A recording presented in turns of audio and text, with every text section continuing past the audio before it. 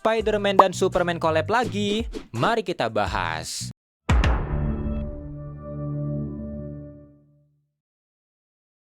Cerita kali ini dibuka dengan Spider-Man dan Superman terbangun di semacam gua, kebingungan setelah melawan Lex Luthor dan Otto Octavius. Di sana, Spider-Man bingung dengan apa kedua penjahat itu menyerang mereka, yang dijawab Superman mungkin dengan sihir ataupun kryptonite.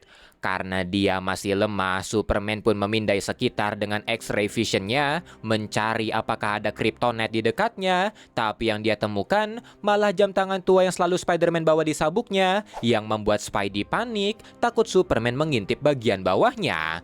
Superman pun menjelaskan kalau dia hanya memastikan apakah Spidey menyembunyikan kryptonite, yang membuat Spidey bingung orang gila mana yang menyembunyikan kryptonite di sabuknya. Setelahnya mereka pun mulai meraba-raba hal sekitar, di mana Superman memberitahu kalau dia tidak bisa melihat keluar dengan X-ray vision-nya. Spidey juga menambahkan kalau dia tidak bisa menempel di permukaan manapun dan Spider Sense-nya juga tidak aktif. Tapi meski begitu, Superman tetap mencari jalan keluar karena dia tahu semua tempat memiliki kelemahan. Mendengar itu, Spidey pun terkesan akan kemampuan Superman memberikan motivasi, dan Superman juga terkesan akan lawakan dari Spidey. Ketika mereka sedang memeriksa guanya, suara gemuruh tiba-tiba terdengar, dan tak jauh dari mereka, pintu kecil terbuka, pumpkin bomb jatuh dari sana, tapi alih-alih meledak, bom itu malah mengeluarkan radiasi kryptonite. Spider-Man pun berusaha menahannya dengan menembakkan web shooternya, tapi karena yang jadi masalah adalah radiasinya, webnya pun tidak berguna. Superman pun makin lemah karena itu, dan menyuruh Spidey segera pergi menghiraukan dirinya sebelum Luthor kembali berulah.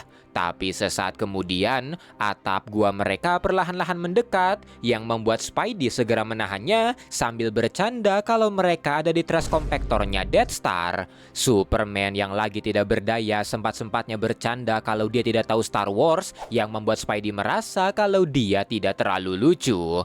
Setelahnya, pumpkin bomnya mengeluarkan pemberitahuan kalau transmisi kryptonite-nya sudah menyentuh 72% menuju target, yang membuat Spidey bingung target apa itu, dan mendengar ini Superman sadar kalau Luthor dan Green Goblin sedang bekerja sama untuk melemahkannya, dan karena itu dia menyarankan Spider-Man untuk pergi karena orang-orang di luar membutuhkannya. Spider-Man pun kembali menolak karena Superman juga dibutuhkan, dan menyuruhnya mengumpulkan kekuatan selagi dia menghandle atapnya.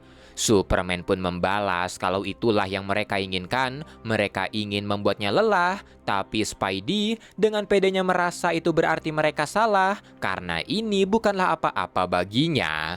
Namun, sesaat kemudian Spidey mengakui kalau ini terlalu berat, yang membuat Superman meminta maaf karena tidak bisa membantu, tapi Spidey memintanya terus berbicara padanya, yang membuat Superman bingung, dan Spidey memberitahu kalau Superman harus terus mengajaknya bicara, dia harus mengalihkan perhatiannya karena fokus adalah kryptonite-nya. Superman pun agak bingung apa yang harus dia bicarakan. Dia memberitahu Spidey kalau kepadatan tulangnya tidak cukup kuat untuk menahan atapnya, yang dijawab Spidey kalau dia cukup keras kepala untuk mengakui itu. Tapi karena itu bukanlah pertanyaan, Spidey meminta Superman memberinya pertanyaan apa saja, yang membuat Superman semakin bingung. Sampai akhirnya dia menanyai Spidey kenapa dia memutuskan untuk menjadi superhero, kenapa dia terus berjuang, dan kenapa dia terus melindunginya padahal dia telah memintanya untuk pergi. Sambil menahan atap yang semakin berat, Spidey menjawab itu karena rasa bersalah,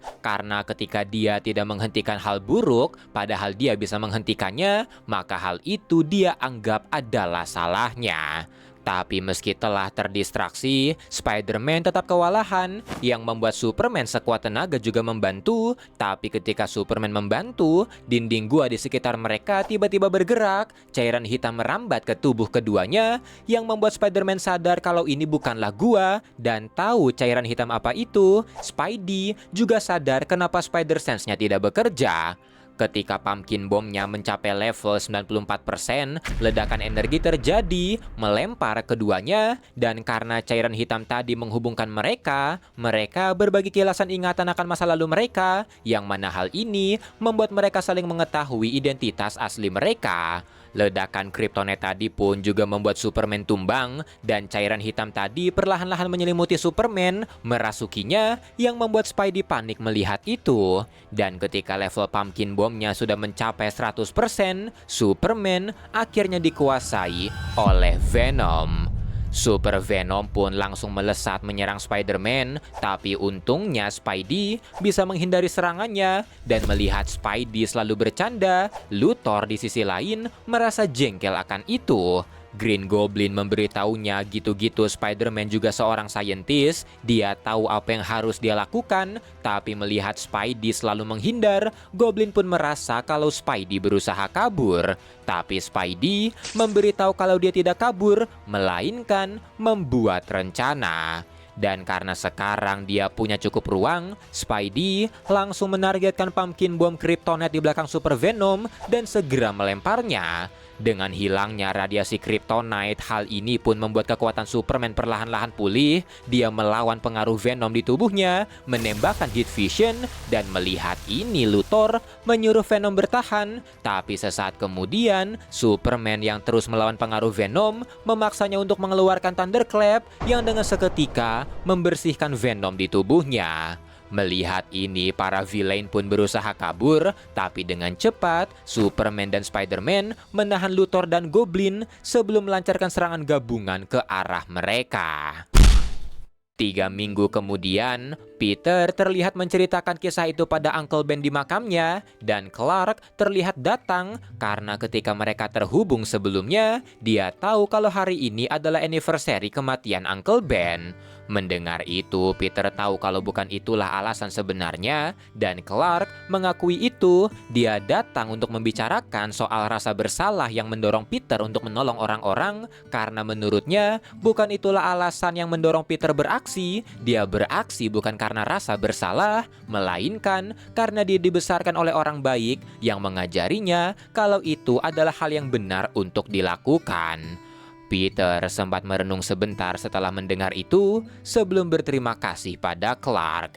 Di sini mereka semakin dekat, mereka mulai memanggil sesama dengan nama depan, serta berbagi kesamaan, yaitu membawa barang dari orang yang mereka sayang, seperti jam tangan Uncle Ben bagi Peter, dan kacamata baca milik Pak Kent bagi Clark. Dan karena sekarang adalah anniversary dari Uncle Ben, Clark mengajak Peter untuk gabung makan malam dengan keluarganya. Yang ditanya balik apakah dia bisa membawa bibinya, yang dijawab tentu saja oleh Clark. Sorenya, Peter dan Aunt May datang ke Smallville dengan Clark, Jonathan, dan Martha Kent menyambutnya sebelum mereka makan malam bersama di sana.